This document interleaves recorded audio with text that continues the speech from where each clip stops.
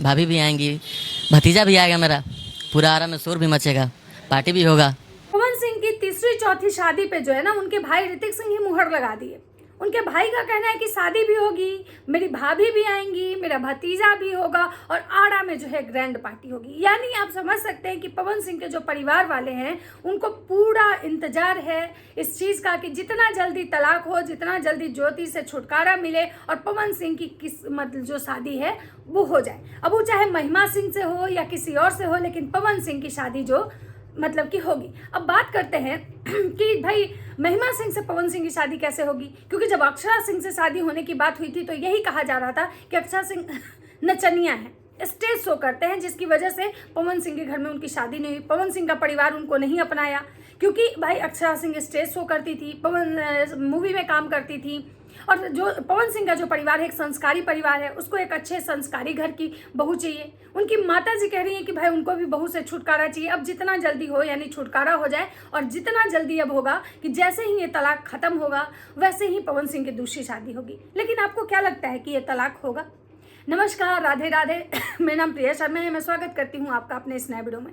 दोस्तों, जैसा कि आप सबको पता है कि भाई हर किसी को इंतजार है, पवन सिंह के चाहने वाले, पवन सिंह के परिवार वाले को, कि जितना जल्दी ये ज्योति नाम की जो कलंक है ना हमारे भाई के जिंदगी से हट जाए, जितना जल्दी ये ज्योति नाम की अभिशाप जो है ना हम लोग के घर से निकल जाए। ये मनहूस, ये पनौती जो ज्योति नाम की है ना, ये हमारे भाई राम जैसे भाई के जिंदगी में ना रहे। माँ को इंतजार है कि ये ज्योति नाम की जो कलंक है ना हमारे घर से मतलब चली जाए, हमारे बेटे के जीवन से चली जाए, मेरा बेटा जो है आज़ाद हो जाए। लेकिन क्या ये तलाक हो इतनी आसानी से हो जाएगा? क्या आपको लगता है कि क्या पवन सिंह के परिवार वाले जो चाह रहे हैं, जैसा चाह रहे हैं, क्या ऐसा होगा? क्या उनकी माँ का जो इच्छा है कि हमारी नई बहू आए, हमारे घर में पोते पोतियाँ खेलें, हमारे बेटे का भी जीवन सुखमय हो जाए, ज्योति नाम की कलंक जो है मिट जाए, पवन सिंह के भाई को भी इंतजार है कि हमारी नई भाभी आए, भतीजा आए, आड़ा में हम ग्रैंड पार्टी करें? क्या आपको लगता है कि ये इतना आसान है?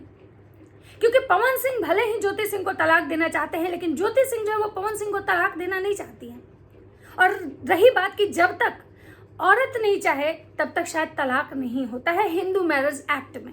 बहुत रेयर केस में, बहुत मतलब कुछ ऐसे कंडीशंस होते हैं, कुछ ऐसे मतलब नॉर्म्स होते हैं, कुछ ऐसी चीज़ें होती हैं जो अगर मतलब हो तो उसके आधार पे मतलब कि जो है वन साइडेड तलाक हो सकता है।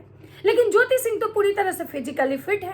ज्योति सिंह को तो कोई ऐसी डिजीज नहीं है, ना तो उनको एड्स है, ना तो उनको कोई कुष्ठ रोग है। ज्योति सिंह तो पूरी तरह से फिजिकली फिट है। फिर पवन सिंह कैसे ज्योति सिंह को जबरदस्ती तलाक दे देंगे? कैसे कोई कोर्ट ज्योति सिंह को जबरदस्ती तलाक दे देगा?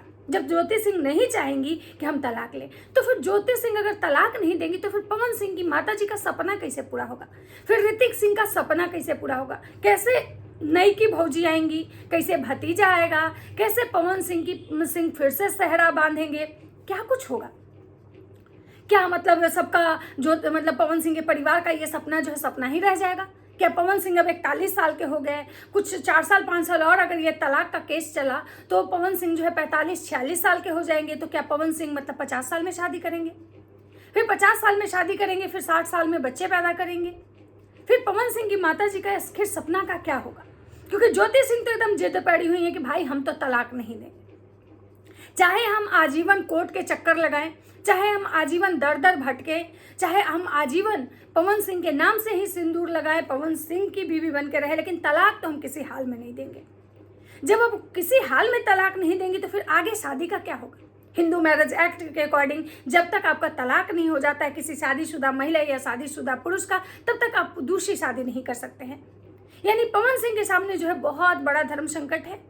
लेकिन वहाँ ऋतिक सिंह जो है, पवन सिंह का जो परिवार है, एक अलग जश्न मना रहा है।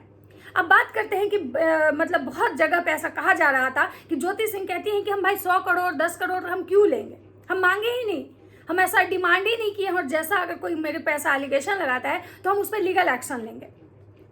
और रही बात की ज्योति सिंह ये भी कहती हैं कि भाई हम क्यों मांगेंगे 10 करोड़, जब मेरे हस्बैंड का सारा प्रॉपर्टी जब मेरा है, उस पर मेरा अधिकार है, तो हम थोड़ा बहुत चंद 10 करोड़ 20 करोड़ काहे लेंगे? मतलब वो समझती है कि हम अपने पति के 50% पार्टनर हैं, अर्धांगिनी हैं हम। लेकिन वहीं पवन सिंह के जो वकील साहब हैं वो कह रहे हैं कि ऐसा नहीं होता है, पवन सिंह में ज्योति सिंह का कोई शेयर नहीं बनेगा। पवन सिंह जो है वो जितना भी कमाते हों, वो अरब खरब भी कमाते होंगे ना, लेकिन ज्योति सिंह का कोई शेयर नहीं होगा। ज्योति सिंह को सिर्फ एलिमनी के तौर पे, मेंटेनेंस के तौर पे उनको बस चंद रुपए ही दिए जाएंगे।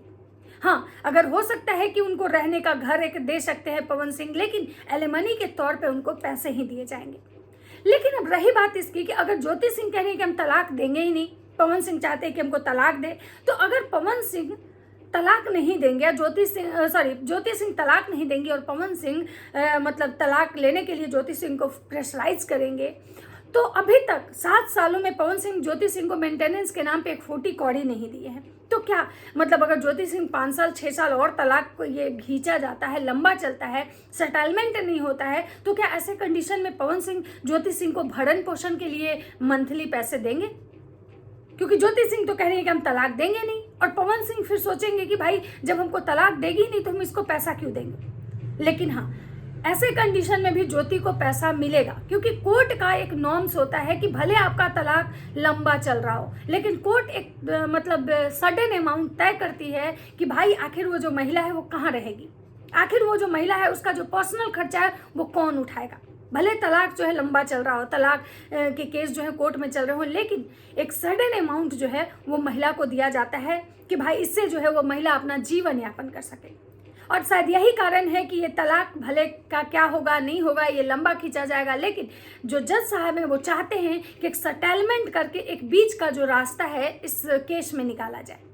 लेकिन आज उस केस में मतलब रास्ता निकलने वाला था, आज ही कुछ निकलने वाला था कि भाई कंप्रोमाइज, सेटलमेंट, कुछ तो चीज़ें होती, लेकिन अचानक जब ज्योति सिंह का जज साहब का जब तबीयत खराब हो गया और जज साहब नहीं आए, या जज साहब कहीं और चले गए, या जज साहब जो है अपने फैमिली में बिजी हैं, क्या कुछ हुआ है ये किसी को नहीं पता है। लेकिन आज जो 24 तारीख को जो पवन सिंह का परिवार जो टकटकी लगाए हुए था, या पूरा आप कह सकते हैं कि पूरा दुनिया जो है उसका एक नज़र था कि आखिर भाई पवन सिंह, ज्योति सिंह का आज क्या फैसला आने वाला है। पूरा सोशल मीडिया जो है इस चीज़ का इंतजार कर रहा था, हर किसी को इंतजार था कि 24 तारीख को कुछ तो होगा, 24 तारीख के दिन कुछ तो होने वाला है।